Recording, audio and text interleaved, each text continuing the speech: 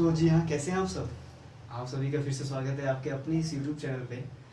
आज स्टार्ट करने जा रहे हैं लेक्चर, वहीं से कंटिन्यू करेंगे पार्ट 2 से, और जो भी हमारे जो बची हुई ड्रग्स हैं उनको देखेंगे।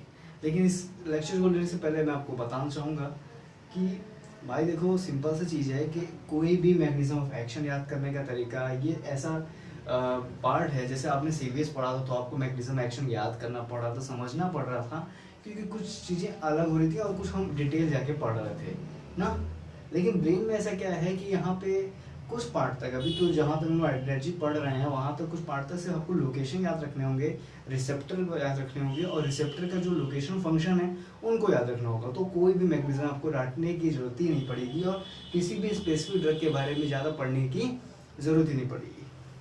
फिर भी कुछ ड्रग्स के एडीआर एडवर्स इफेक्ट जो आएंगे वो मैं बताऊंगा, और ये एनर्जी का सबसे पहला वाला जो हमारा पढ़ रहे हैं एनर्जी पार्ट का, जितनी भी ड्रग्स हैं उनको।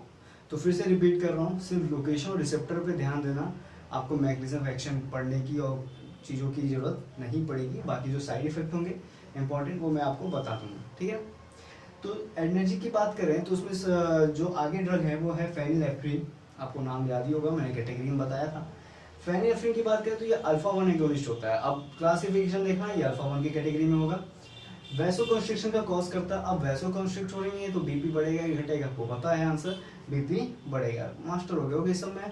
तो इसके साथ ही साथ ये इंट्राओकुलर प्रेशर को भी ये कम करता है। What is the intraocular pressure? इसलिए गाइस एक बीमारी है ग्लाइकोमा, हम लोग अभी ग्लाइकोमा के बारे में बहुत अच्छे से डिटेल देखेंगे, पर अभी फिलहाल के लिए ग्लाइकोमा एक ऐसी बीमारी है गाइस जहाँ मोटा मोटी बात करूँ तो जो हमारी नर्व जाती हैं आई के थ्रू ब्रेन तक, वो डैमेज होने लगती हैं।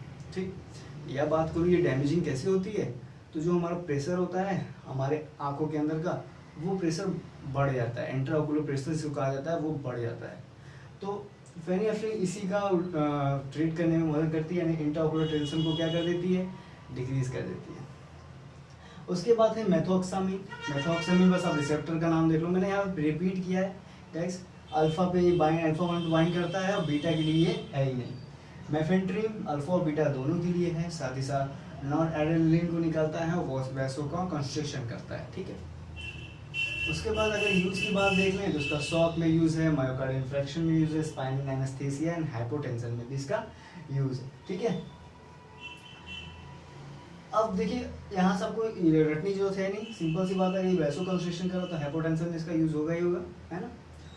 और अब आ जाते हैं आइसो एक्सप्यूरिन में, प्रीन में, वो है बीटा रिसेप्टर, ठीक है। यूज देखिए मैंने लिखा है, यूट्रिन रिलैक्सेंट है, डिस्मेनोरिया है, ADR, tachycardia, hypotension, tremor and dizziness है, ठीक है। स्यूडोएफेड्रिन, स्यूडोएफेड्रिन इधर के एनाशियोमर है, जो आप पढ़े हो पहले से। एफेड्रिन जो मैंने काफ़ी उसको डिटेल से बताया था, एफेड्रिन का फार्माकोलॉजिकल एक्शन भी बताया था ना गाइस, तो वही है एनाशियोमर इसका। और ये अगर इसकी कैटेगरी बात करो तो गाइस आपको याद होगा ये कैटेगरी किस कैटेगरी में आता था, ये नसल डिस्कंस्ट्रक्शन कैटेगरी में आता था, यानी इसका नसल डिस्कंस्ट्रक्शन प्रिपरेशन भी बनाया जा सकता है। और दूसरी बात ये कि इसका एडीआर सबसे मुख्य है कि सीएनए डिप्रेशन और बीपी को बढ़ाने में इसका एडीआर दिखा गया है। और एडीआर है तो जो आपका अपर रिस्पिरेटरी ट्रैक्ट इन्फेक्शन भी कॉज कर सकता है। अब ये एडीआर मतलब साइड इफेक्ट नहीं है, एडवर्स इफेक्ट नहीं है। This is ADR for adrenaline जो हम लोगों ने देखा था, एफिनेफ्रिन जिसे और एफिनेफ्रिन भी कहते हैं। तो उसके बारे में कुछ पॉइंट बचे थे, मैंने इसका मैकेनिज्म एक्शन तो आपको बता दिया था ओरली, और उसका एडवर्स इफेक्ट बहुत अच्छे से बताया था। अब बस फार्माकोलॉजिकल एक्शन थोड़ा बचा था तो मैंने उसको भी लेते आया है सामने, ठीक है। तो हार्ट रेट को बढ़ाना, कॉन्स्ट्रिक्ट करना, ये सारी चीज़ें हो चुकी है, तो मैंने बस आपको रिपीट करा दिया है, आप रिपीट भी कर लेना यहीं से, ठीक है। तो यहाँ पर पॉइंट्स लिखे हैं, मैं एक बार रिपीट कर लेता हूँ कि हार्ट पे क्या होता है, हार्ट रेट को बढ़ाता है, ब्लड वेसल्स को कंस्ट्रिक्ट करता है, स्केलेटल मसल को डायलेट करता है, जीआईटी में मोटालिटी को कम करता है, ठीक है। ब्रोंकियाई में रिलैक्सेशन करता है, स्प्लीन में क्या करता है, कॉन्ट्रैक्शन करता है। मैंने बताया था स्प्लीन में कॉन्ट्रैक्शन मतलब स्प्लीन कैप्सूल से जो भी आरबीसी हैं वो ब्लड में बहुत ज़्यादा जाएंगी, ठीक है। हेयर फॉलिकल में कॉन्स्ट्रिक्ट कर सकता है, आई में मेड्रासिस कर सकता है, ठीक है, यानी प्रेशर कम करेगा, ठीक है। मेटाबॉलिक इफेक्ट मतलब जो हमारा शुगर का लेवल उसको कम करेगा। देखो गाइस मैंने बता दिया है, फिर से रिपीट किया है, कुछ पॉइंट आए होंगे नहीं तो बता दिया हूँ, ठीक है। खैर अब हमारा एनर्जी का तो ड्रग खत्म हो गया है, अब हम जो पढ़ेंगे एंटी एनर्जी के बारे में पढ़ेंगे। अब यहाँ पे डिटेल पढ़ने की बात नहीं आएगी, क्योंकि गैस अब देख लो मैं अब एक ही ड्रग को बताने लगूंगा तो बहुत टाइम लग जाएगा, और इतना इंपॉर्टेंट भी वो नहीं है। फिर भी जो भी ड्रग इंपॉर्टेंट है, जैसे एम्फेटामिन और हेपेड्रिन था तो मैंने उसको अच्छे से बताया था, ठीक है। उसी तरह से जो भी आने वाले भी जो टॉपिक्स होंगे उसमें जो इंपॉर्टेंट होंगे उनको भी बताऊंगा।